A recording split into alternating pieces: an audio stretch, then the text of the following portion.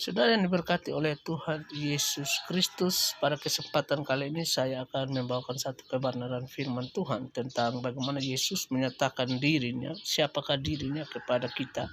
Dan salah satu nats yang akan saya ambil yaitu di dalam Yohanes 8 ayat 58.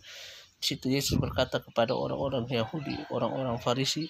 Dia berkata, kata Yesus kepada mereka, aku berkata kepadamu, sesungguhnya sebelum Abraham jadi, aku telah ada. Saudara yang diberkati oleh Tuhan Yesus, kata aku telah ada atau kata telah itu tidak ada sebenarnya di dalam terjemahan aslinya.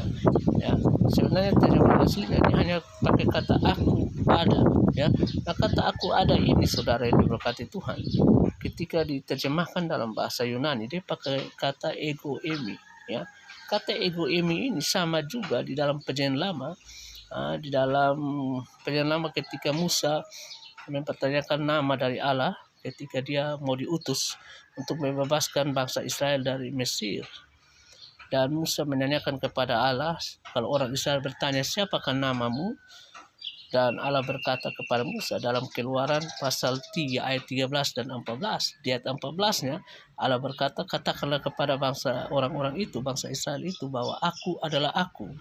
Ya, atau Ehe Aser Ehe dalam bahasa Ibrani-nya. Dan aku adalah aku, akulah aku. Itu kalau diterjemahkan dalam bahasa Yunani, dia pakai kata yang sama, ego emi. Jadi dalam Yohanes 8 ini ayat 58 sebenarnya Yesus mau menyatakan dirinya bahwa dia itu adalah Allah, dia itu adalah Yahweh. Itulah namanya dia. Ya, akulah dia, ya. Bahkan berapa kali Yesus mengatakan akulah roti hidup, ya. Dalam Yohanes 6 ayat 35 dia berkata akulah roti hidup. Dalam Yohanes pasal 11 ayat 25 dia berkata akulah kebangkitan dan hidup. Kata akulah aku itu adalah kata ego emi itu sendiri. Makanya kalau saudara baca seterusnya dalam Yohanes 8 di ayat 59 ya, orang Yahudi mau melempari dia dengan batu karena dia sebenarnya menyatakan dirinya adalah Allah itu atau Yahweh itu sendiri. Jadi kalau kita melihat apa yang dilakukan oleh Yesus, tindakan-tindakannya, sebenarnya kita sudah bisa tahu bahwa dia sebenarnya sedang menunjukkan siapa dia sebenarnya.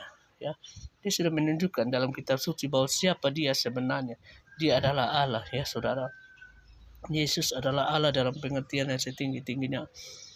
Ya, jadi kalau ada orang yang masih menanyakan kealahan Yesus, ya dia perlu belajar baik-baik, belajar dengan betul-betul dipimpin oleh Roh Kudus sehingga dia akan dibuat mengerti oleh Roh Kudus